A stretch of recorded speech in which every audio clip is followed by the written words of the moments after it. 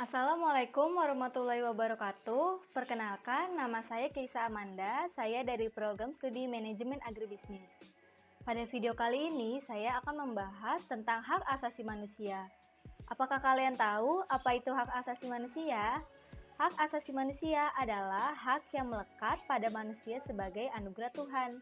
Hak asasi manusia pada hakikatnya merupakan hak kodrat yang secara pasti melekat dalam diri sejak lahir.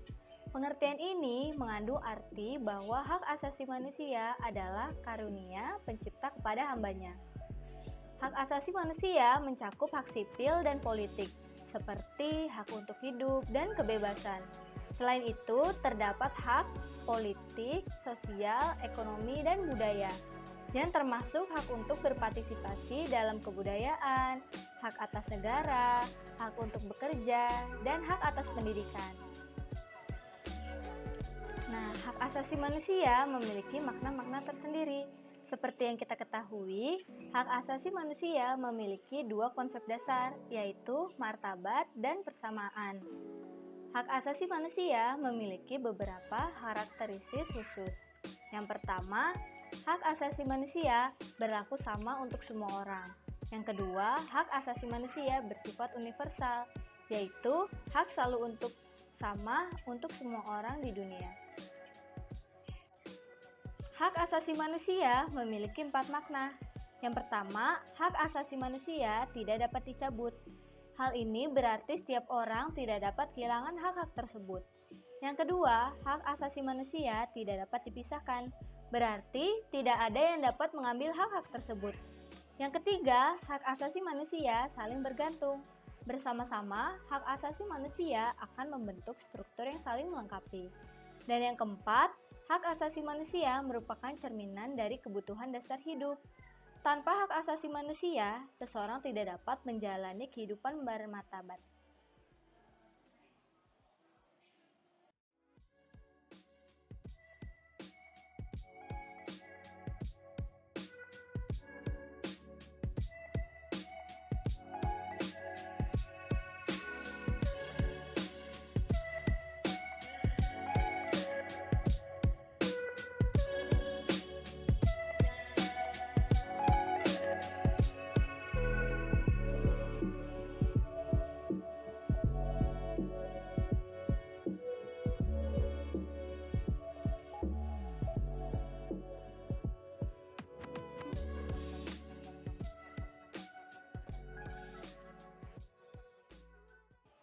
Kasus pelanggaran hak asasi manusia bukan merupakan hal pertama di Indonesia.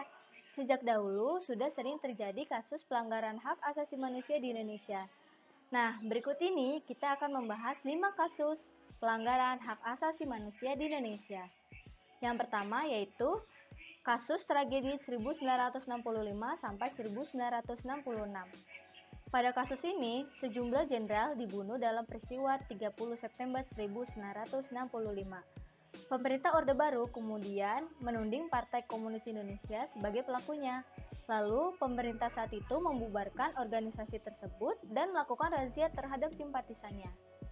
Razia itu dikenal dengan sebutan Operasi Pembersihan PKI. Komnas HAM memperkirakan sekitar 500.000 hingga 3 juta orang tewas dibunuh saat itu. Ribuan orang lainnya diasingkan dan jutaan orang lainnya harus hidup di bawah bayang-bayang cap PKI. Dalam peristiwa ini, Komnas HAM baik menuding Komando Operasi Pemulihan Keamanan dan Panglima Militer sebagai daerah yang menjabat pihak yang paling bertanggung jawab. Saat ini, kasus ini masih ditangani oleh Kejaksaan Agung. Namun, penanganannya sangat lamban. Tahun 2013 lalu, Kejaksaan mengembalikan berkas ke Komnas HAM dengan alasan data kurang lengkap. Kasus yang kedua yaitu kasus penembakan misterius Petrus pada tahun 1982 sampai 1985.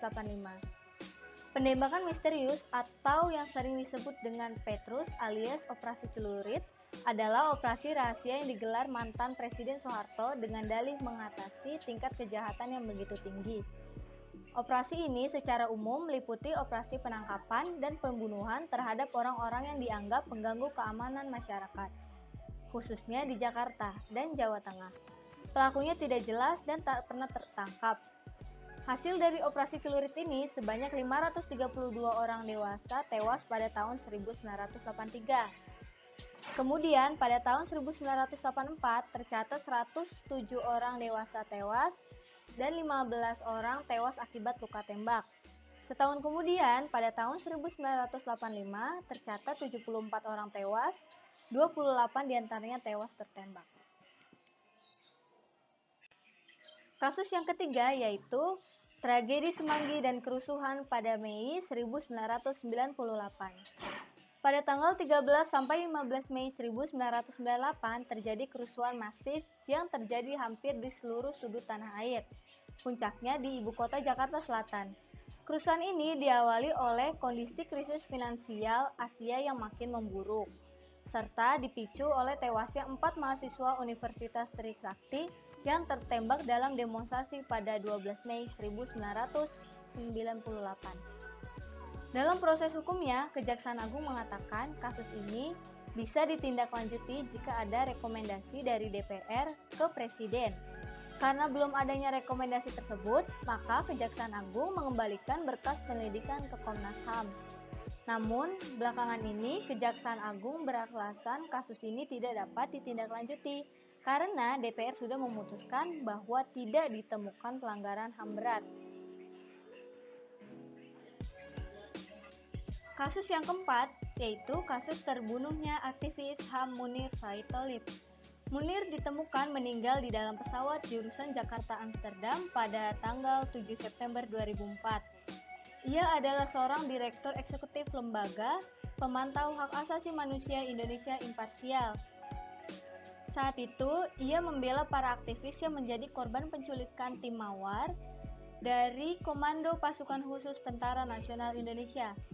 Setelah Soeharto jatuh, penculikan itu menjadi alasan pencopotan Dirjen Kopassus Prabowo Subianto dan diadili para anggota tim Mawar. Namun, hingga saat ini kasus itu hanya mampu mengadili seorang pilot maskapai Garuda yang bernama Polikarpus Budihari Triantoro. Poli mendapat vonis hukuman 14 tahun penjara karena terbukti berperan sebagai pelaku yang meracuni Munir dalam penerbangan menuju Amsterdam. Namun, banyak pihak yang meyakini bahwa Poli bukan otak pembunuhannya. Dan hingga saat ini kasus tersebut belum diselesaikan. Dan kasus yang terakhir yaitu tragedi Wamena berdarah pada tanggal 4 April 2003. Tragedi ini terjadi pada tanggal 4 April 2003 pukul 1 waktu Papua. Sekelompok massa tak dikenal membobol gudang senjata markas Kodim. Penyerangan ini menewaskan 2 anggota Kodim, yaitu Letu TNI Angkatan Darat dan prajurit Ruber Kana. Kelompok penyerang diguna membawa lari sejumlah pucuk senjata dan amunisi.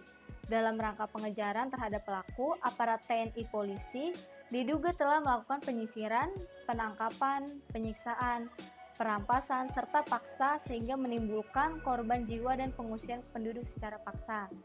Pada pembinaan paksa ini tercatat 42 orang meninggal, serta 15 orang jadi korban perampasan. Komnas juga menemukan pemaksaan penanda tangan surat pernyataan serta perusakan fasilitas umum. Proses hukum atas kasus tersebut hingga saat ini buntu. Terjadi talik ulur antara Komnas HAM dan Kejaksaan Agung. Nah, dari 5 kasus tersebut dapat kita simpulkan bahwa di Indonesia banyak kasus-kasus yang belum terselesaikan. Entah faktor apa yang menyebabkan kasus tersebut belum terselesaikan, kita juga tidak tahu. Semoga untuk kedepannya, kasus-kasus pelanggaran HAM di Indonesia sudah tidak terjadi lagi.